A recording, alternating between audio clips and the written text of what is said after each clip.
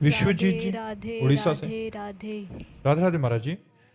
महाराज जी, भोगे हुए भोग की तृष्णा से भोग की महत बुद्धि पुष्ट होती है, वैसे ही भगवत प्राप्ति की महत बुद्धि कैसे पुष्ट होती है महाराज जी? बार बार भगवान की कथा सुनने से। ये बात पकड़ लो, बार बार भगवान के भक्तों के चरित्र सुनने से। ये दो बातें पकड़ लो। जब हम बार बार भगवान की चर्चा सुनते हैं तो हमारी आसक्ति होने लगती है भगवान में। जब बार बार भक्तों के चरित्र सुनते हैं तो भगवान की चर्चा सुनने से जो आसक्ति होती है उससे बढ़कर भगवान में आसक्ति होती है भक्तों की चरित्र सुनने से। इसलिए दो बातें, भक्त चरित्र और भगवान चरित्र, ये नशा बना लिया जाए तो भगवान में आसक्ति पैदा हो जाए। जब बैठे तो श्रीमद् भागवत की कथा, रामचरितमानस के भगवान के जो अपने आराध्य देव हों उनके पावन चरित्रों का बार बार पठन, बार बार श्रवण और बार बार गान किया जाए तो चरित्र गान से बहुत जल्दी भगवत आसक्ति पैदा होती है। और भगवत चरित्र गान से ज़्यादा महिमा भक्त चरित्र गान से भगवान में आसक्ति पैदा होती है। तो जैसे भोगों को भोगने से तृष्णा पुष्ट होती है, ऐसे भगवान के बार बार चरित्र गान से, बार बार चरित्र श्रवण से भगवत आसक्ति पुष्ट होती है। अगर भगवत चरित्रों का गान न किया जाए तो भगवत आसक्ति होना बहुत कठिन बात है। इतना कठिन मोह का त्याग करना है कि अन्य साधनों से ये पुष्ट होता रहता है। भगवान की कथा मात्र में इतनी ताकत है कि मोह का नाश कर देगी। महामोह महिषेष विशाला, राम कथा कालिका कराला। ये विशाल महिषासुर है मोह, इसको मारने के लिए राम कथा जो है ये कालिका कराल स्वरूप है। इसलिए भगवान की कथा जब हम गान करते, श्रवण करते हैं तो हमारे मोह का नाश हो जाता है। और मोह गए बिनु राम पद होई न दृढ़ अनुराग। राम कथा, भगवान की कथा, कृष्ण कथा, भक्त कथा, ये हमें भगवत आसक्ति प्रदान करती है। इसलिए जिसको ये रहस्य पता चल गया वो अपने जीवन में दो बातें पकड़ लेता है, एक तो भगवान का नाम और दूसरा भगवान और भक्तों के चरित्र सुनना। बस इतने से हो जाएगा। दो बातें पकड़ ले, इसी में प्रेम हो जाएगा। भगवान का नाम न छूटने पावे और खूब आशा बसन व्यसन याति नहीं, रघुपति चरित्र होए था सुनई। भगवान का जहाँ चरित्र सुनने को मिले, भगवान की लीला कथा सुनने को मिले। हम अपने हृदय की बात कहते हैं। बचपन से सन्यास मार्ग में रहे तो बड़ा ही शुष्क, कहीं ममता नहीं। 13 वर्ष की अवस्था से घर से निकले तो ममता शून्यता ही तो घर से निकालती है। कहीं ममता नहीं, कहीं आसक्ति नहीं, कहीं प्यार नहीं, ना अपने शरीर से न किसी और के शरीर से। कोई परवाह नहीं, न भोजन की, न सर्दी की, न गर्मी की, कोई चिंता नहीं। इतना कठोर हृदय हो गया जब उपासना में, संन्यास मार्ग में बस एकांत खंडहरों में, घाटों में पड़े रहना, भगवत चिंतन करना। वो जो हमारा संन्यास का चिंतन, कोई लीला कथा ये सब कुछ नहीं। अब देखो जीवन का परिवर्तन भगवान मोड़ देते हैं। हम ये कहते हैं कि विषयी पुरुष को भक्त बनाना सरल है, लेकिन एक अहम ग्रह उपासना से परिपक्व हृदय को दासत्व में लाना सबसे कठिन काम है। अगर हमारा कोई उपासक हो तो हमारी बात समझ सकता है। एक पतित विषयी पुरुष को भक्त बनाना सहज है, लेकिन एक अहम ग्रह उपासना, अहम ब्रह्मास्मि की उपासना करने वाले को दासोहम में उतारना बहुत कठिन बात है। लीला कथा का चमत्कार तुम्हें सुना रहे हैं। तुलसी घाट में पीपल के वृक्ष के नीचे बैठे हुए थे। अलग अलग हमारा समय था कि कहाँ बैठेंगे। शाम के 1 घंटा भिखारियों के बीच में बैठते थे, तो जो भी चावल या जो भी सत्तू मीठा जो बचता वो जितना मिला वो लिया, बस एकांत हो गए। 24 घंटे में केवल शाम टाइम भिखारियों की पंक्ति बैठती थी, उसमें दाता लोग आकर भोजन दान करते थे, वही बच पाते। घाटों में ही मिलना, अन्य कहीं से किसी आश्रम से भिक्षा मांगना कुछ नहीं। नहीं मिला तो कई कई दिन भूखे रहते थे। तो एक संत आए, उनका बाबा यहाँ भाई जी अंध विश्वविद्यालय है दुर्गा कुंड के पास, तो वहाँ रास लीला हो रही है, चलो देखने चलते हैं। तो हमारी अरुचि थी, तो हम कहा नहीं। हमें कुछ नहीं देखना है, आप जाइए ना, आप हमें डिस्टर्ब क्यों कर रहे हैं, हम अपने ध्यान में बैठे हैं, क्यों परेशान कर रहे हैं। और उनका बाबा हम तुमसे कुछ ले थोड़ी रहे, तुमसे कह रहे हैं एक बार चलो ना, रास वृंदावन से रास आई है, उसे देख लो चल के। तो हमने कहा कह दिया ना, तो आप क्यों परेशान हो रहे हैं। फिर उन्होंने कहा बाबा जब हम कह रहे हैं तो एक बार चल। ऐसे जैसे भगवान महादेव ही उस रूप में आकर हमको प्रेरित कर रहे हैं, चलो इनकी आज्ञा का पालन करने। तो दिन में महाप्रभु चैतन्य देव की लीला और रात्रि में रास लीला। जे ही गए तो सभा लगी हुई थी। महाप्रभु चैतन्य देव का वियोग श्री कृष्ण प्रेम का, और शाम के रास लीला। दूसरे दिन हमको कहना थोड़ी पड़ा है, अपने आप सब पहुंच गए। 1 महीने रास लीला जब चली और रास लीला देखा तो लगा अब हम जी नहीं पाएंगे। 1 महीने में भगवान की लीला कथा ने हमारे कठोर चित्त पर इतना प्रभाव किया कि श्री राम शर्मा आचार्य उस समय स्वस्थ थे, तो खड़े होकर वही आचार्य पदवी पर ठाकुर जी को पद आदि के द्वारा लीला प्रकाशित करने के लिए प्रेरित करते थे। हमने सोचा अब लीला के बिना हम जी नहीं सकते, तो इनके चरण पकड़ लो, कह दें अपनी मंडली के साथ रख लो, तो भीख मांगकर खाएंगे भिक्षा और रात दिन इनकी सेवा में रहेंगे और रासलीला देखने को मिलेगी। ऐसा हमारे दिमाग में आया। उठे और भरी सभा में जाके साष्टांग दंडोत की। अब वो ब्रजवासी बहुत प्यार करते रहे, यहाँ भी प्यार करते रहे, आज भी उनका परिवार प्यार करता है। तो उन्होंने कहा अरे मार दियो बाबा, मार दियो बाबा। सन्यासी वेश में थे, बड़ी बड़ी जटाएं और लाल कपड़ा। तो उन्होंने कहा अरे बाबा हम गृहस्थ हैं, तुम विरक्त होकर क्यों प्रणाम करते हो। तो हम रो पड़े। हम कहा महाराज जी हम रास लीला के बिना जी नहीं सकते, अब आप अपने पास रख लीजिए, मैं रोज रास लीला देखा करूंगा और मांग के खाऊंगा, आपसे कुछ नहीं लूंगा। वो मानो सदगुरु के वचन निकल रहे थे उस समय।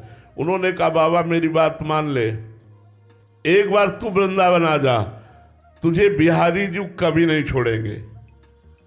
ये श्री राम शर्मा जी के वचन नहीं थे, ये साक्षात भगवान के वचन थे। अब बस लगन लग गई, वृंदावन जाना था। पैसा रखते नहीं थे, कैसे वृंदावन पहुंचे, पैदल चलना तो रास्ता पता होना चाहिए। तो एक संत मिल गए जुगल किशोर जी, वो भी वृंदावन आ चुके हैं, वृंदावन वास करते। तो वो उनसे हमने कहा, वो थोड़ा दंडोत प्रणाम और कुछ प्रसाद दे दिया करते। हम कहा आप हमको वृंदावन पहुंचा सकते। बोले हाँ बाबा आपको वृंदावन की व्यवस्था मैं कर दूंगा। उन्होंने वृंदावन की व्यवस्था, पहले चित्रकूट ले गए, चित्रकूट से वृंदावन आए। आज तक बिहारी जी ने नहीं छोड़ा, जैसा श्री राम शर्मा ने कहा था। लीला कथा ने सब भूल गए, जो अहम महाशिव जो संन्यास सब भूल गए। सब हृदय जो एक पत्थर हृदय था वो लुजलुजा हृदय हो गया है। हम तुम्हें कैसे बताएं। सामने कोई रो देता है तो लगता है इसको प्राण दे दें, क्या दे दें, कैसे खुश हो जाए, क्या मतलब इतनी ममता, इतना प्यार, इतना हृदय में द्रवण क्रिया, ये हमने नहीं देखी अपने हृदय में। ये उपासना का रंग चढ़ा। तो आज जो हम राधा वल्लभ जी के दास वृंदावन की उपासना और आप सब ब्रजवासियों की चरण रज का सौभाग्य प्राप्त कर रहे हैं, ये भगवान की लीला कथा से ही प्राप्त कर रहे हैं। तो लीला कथा ने अखंडानंद से प्रेमानंद में पहुंचा दिया। लीला कथा ही है जो आसक्ति पैदा कर देती है। अब लीला कथा हमारा प्राण हो गई है। हम बैठ करके कहीं जाकर नहीं सुनते, लेकिन जो हमारे आचार्यों ने वाणी में गायन किया है लीला कथा, उसी को निरंतर एकांत में गुनगुनाना, उसी का मनन करना, उसी का चिंतन, वही हमारा रास विलास जीवन हो गया। अगर रास ना देखते तो हम परम सत्य कहते, न वृंदावन मिलता, न हम कभी राधा वल्लभ जी को जानते थे, न कभी राधा नाम जानते थे। ये सिर्फ रास की कृपा से हमें प्राप्त हुआ। तो बहुत से जीवन ऐसे हैं जो भागवत की कथा से, रास की कथा से भगवान में आसक्त हो गए, जो वचनों से आसक्त हो गए। इसलिए हम सबसे प्रार्थना करते हैं, यदि भगवत आसक्ति प्राप्त करना है तो भगवान की लीला कथा को सुनो, भगवान की लीलाओं का चिंतन करो, भगवान के प्रेमी भक्तों के चरित्रों को पढ़ो, तो आपका हृदय बहुत जल्दी परिवर्तन हो जाएगा। श्यामलाल जी, सिरसा, हरियाणा से। राधे राधे महाराज जी। महाराज जी, प्रेम और वासना में क्या अंतर है? वासना अगर सद है तो प्रेम में सहायक है, और वासना असद है तो वो दुर्वासना है, वो नरकगामी बना देगी। वासना चाहिए, हम वासना का निषेध नहीं करते, राधे राधे, वासना राधे, चाहिए। राधे। वो भगवत आराधन की वासना होनी चाहिए, धर्म पूर्वक विषय सेवन की वासना होनी चाहिए। असद वासना का त्याग, सद वासना के द्वारा भगवत मार्ग में पहुंचना, फिर सद वासना का भी त्याग, निर्वासनिक। असद वासना का त्याग करना अनिवार्य है। सद वासना भक्ति में सहायक है। अगर सद वासना नहीं होगी तो भक्ति तक हम पहुंच ही नहीं पाएंगे। हमारे अंदर सद वासना होनी चाहिए, असद वासना का त्याग होना चाहिए। दुर्वासना जो हमारे हृदय को खींच करके असत आचरण कराती है, उसका त्याग करना चाहिए। और सद वासना से भक्ति, और भक्ति से समस्त वासना, सद असत दोनों का त्याग, फिर तो हृदय में कोई भी वासना नहीं रह जाती है। वासना उपासना में बदल जाए, वही सदवासना है। सर्वश्रेष्ठ प्रेम है, ये वासना नहीं, लेकिन वासना सहयोगी है। कौन सी? सदवासना। अगर सदवासना हमारे अंदर नहीं होगी तो असदवासना का नाश नहीं होगा। सदवासना भगवत प्राप्ति की वासना, भगवत प्राप्ति की लालसा, यही हमें भगवत प्रेम तक पहुंच। प्रेम की समानता तो मोक्ष नहीं कर सकता। ये वासना क्या चीज है? भावना जी, राजस्थान से। राधे राधे महाराज जी। महाराज जी, आपके श्रीमुख से सुना है कि भगवान के बन के भगवान के लिए साधना करना, इसी से भगवत प्रेम जागृत होता है। महाराज जी, हम भगवान के लिए अपना सर्वस्व कैसे दें, उनका कैसे बने महाराज जी? उस कैसे साधना करें? नाथ सकल संपदा तुम्हारी, मैं सेवक समेत सुत नारी। केवल हमारी भावना बदलनी है। ये सब कुछ भगवान का पहले भी था, अब भी भगवान का है, आगे भी रहेगा। झूठ से हमने अपना मान लिया था, वही भूल मिटानी है, वही असत भावना मिटानी है, और कुछ नहीं। सब कुछ आपका ही रहेगा। जब भोग लगाते हैं तो वो पदार्थ नहीं रह जाता, वो प्रसाद हो जाता है। लेकिन जब हम बिना भोग लगाए पाते हैं तो वो पदार्थ रहता है। पदार्थ में गुण दोष रहते हैं और प्रसाद में वो निर्विकार रहता है। तो जब हम अपना मानते हैं तो कर्मों का भोग भोगना पड़ता है, और जब प्रभु को समर्पित हो जाते हैं तो भोग भोगते हुए भी वो निर्विकार स्थिति को प्राप्त होकर मोक्ष या प्रेम को प्राप्त होता है। तो हम भगवान को कैसे अपना समर्पण करें? भावना से। ये पुत्र भगवान का, ये पत्नी भगवान की, पति भगवान का स्वरूप, सब कुछ भगवान का, घर भगवान का, सब भगवान का है। देखो, एक कुटिया में आसक्ति हो जाए तो आपके बंधन का कारण हो सकता है। और चक्रवर्ती सम्राट महाराज अम्बरीश पूरे राज्य पर आसक्ति नहीं, भगवान का मान के कर रहे हैं। तो कहे भरत जी महाराज राम जी की पादुका को सिंहासन पर विराजमान कर 14 वर्ष तक अयोध्या का शासन किया, लेकिन शासन किसका? राम जी का। राज्य किसका? राम जी का। भरत जी क्या समझते थे? मैं सेवक हूं और पादुका जी राजा हैं, उनकी आज्ञा मांग मांग करके पूरे नगर का शासन करते थे। ऐसे ही मैं सेवक समेत सुत नारी, अगर ऐसा भाव है, नाथ सकल संपदा तुम्हारी, तो पूर्ण समर्पण है। समर्पण का मतलब ये नहीं होता कि हम कहीं कुछ लिखा पढ़ी बदल दें। कुछ देने लेने की जरूरत नहीं, केवल भावना बदलने की जरूरत है। ये सब कुछ प्रभु का है, ऐसा मान लेना ही समर्पण है। कहीं दे, ऐसा नहीं कि हम अपनी सारी संपत्ति किसी को दे दी तो समर्पण हो गया, उसमें भी नहीं होगा। हमने सारी संपत्ति उनको दे दी तो क्या दे दिया? अहंकार तो बनाए रखा है। उसका पुण्य मिलेगा, लेकिन समर्पण नहीं माना जाता। समर्पण मेरे पास कुछ है ही नहीं। तो दियम वस्तु गोविंदम तुभ्यमेव समर्पय। हे भगवान, आपने जो कुछ हमें दिया वो सब आपका है नाथ, मैं तो केवल सेवक हूँ आपका। ऐसी भावना रखकर चाहे राज्य चलाओ तो भी कोई परेशानी नहीं, वो भगवान का समर्पण ही माना जाता है। रक्षिता दुबे जी, राधे राधे महाराज जी। महाराज जी, जब हमें सुख की प्राप्ति होती है, फिर मन में आने वाले जो दुख के लिए हम तैयार क्यों नहीं होते कि आगे दुख आने वाला है? महाराज जी, इस द्वंद्व को ये सांसारिक जो सुख है ये इतना लिप्त कर लेता है कि दुख नाम से भय लगता है, दुख की संभावना मात्र से भय लगता है।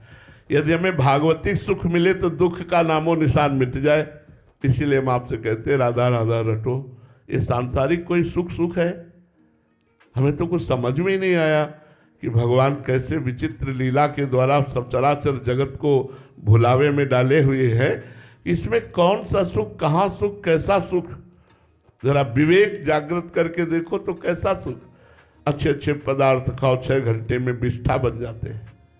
अच्छे से अच्छा पेय पियो, सब मूत्र बन जाता है। अगर कहीं भी आ सकती है तो मलमूत्र के भांड शरीर पर आ सकती है। क्या सुख? सुख है कहाँ? यदि सच्चिदानंद भगवान से चित्त नहीं जुड़ा तो ये सांसारिक कोई सुख है? पुण्य आया तो थोड़ा सा लगाओ सुख में, पाप आया तो दुख, यही चक्र चल रहा है। इसी से ऊपर उठाने के लिए अध्यात्म है। ऐसे सुख को प्राप्त करो जहां दुख की संभावना नहीं है। अखंड सुख, अनंत सुख वो भगवान के नाम में है। हरिवंश नाम जे कहें अनंत सुख ते लहाएं, दुराप प्रेम की दशा तहा प्रत्यक्ष देखिए। जो नाम जप करते हैं अनंत सुख की प्राप्ति होती है। लेकिन जाप करके तो देखो, नाम जप करो, अनंत सुख ते लहाएं, दुराप प्रेम की दशा तहा प्रत्यक्ष देखिए। वो धन्य है, वो धन्य है, उसका जन्म सत्य हो गया जो निरंतर नाम जप कर रहा। नाम जप करो, दुख से घबराओ मत। और दुख है क्या? मन का माना हुआ दुख है। कितना तुम्हें कष्ट बताएं, लेकिन क्या हम दुखी हैं क्या? हम आपको सच्ची कहते हैं, हम जितना सुखी उतना तुम कोई सुखी नहीं हो। कोई सुखी नहीं हो। अगर है तो कोई रामदास ही होगा, दूसरा नहीं होगा। अगर कोई भगवान का दास ही होगा तो ही सुखी होगा।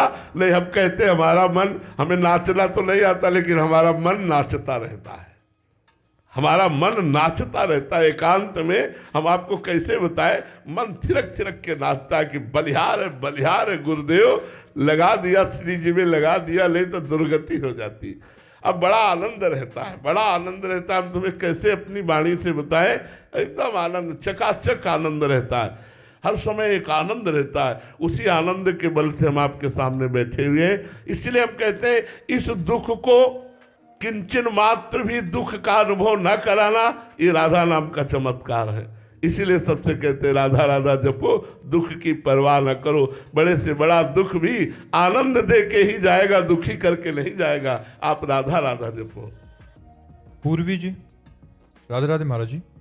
महाराज जी, मैं कितनी भी कोशिश कर लूं, कभी कभी मुझे द्वेष की भावना हो जाती है मेरे हृदय में। मैं खुद पर कैसे काम करूं ताकि मुझे सबके लिए प्यार महसूस हो? वैसे आध्यात्मिक उत्तर, यदि आप जहां द्वेष हो वहां बार बार मन से प्रणाम करो कि श्री भगवान आप भी यहां विराजमान हो, जड़ से द्वेष नष्ट हो जाएगा, जड़ से।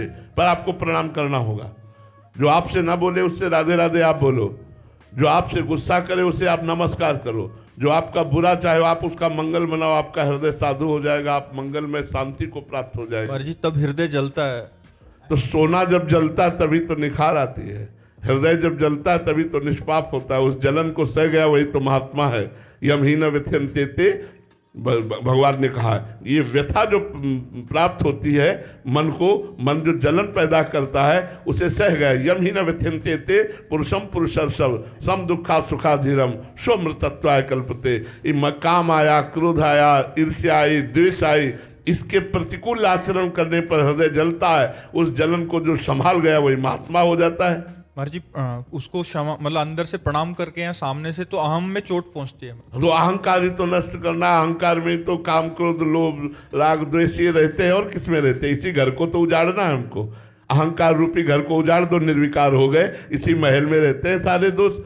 अंतःकरण के अहंकार में ही ये जितने विकार हैं सब रहते हैं, उसी को तो नष्ट करना है। इसीलिए सबको प्रणाम करना है। सिय राम मैं सब जग जानी, करो प्रणाम जोरि जुग पानी। तभी आप निरहंकार होगे, तभी आप महान बनोगे, तभी आप हृदय में आनंदित होगे। नहीं तो राग द्वेष होता रहेगा, संसारिकता बढ़ती रहेगी। महाराज जी एक बार प्रणाम करने से मान जाए तो ठीक है, फिर ऊपर से और ज्यादा तो हम और प्रणाम करेंगे, हम और प्रणाम करेंगे। हमारा प्रणाम बंद नहीं होगा, उसका राग द्वेष बंद हो जाएगा। तो हमें चाहिए, हम लोग आध्यात्मिक हैं, यदि हमसे कोई द्वेष करे तो भी हम उससे द्वेष न करें।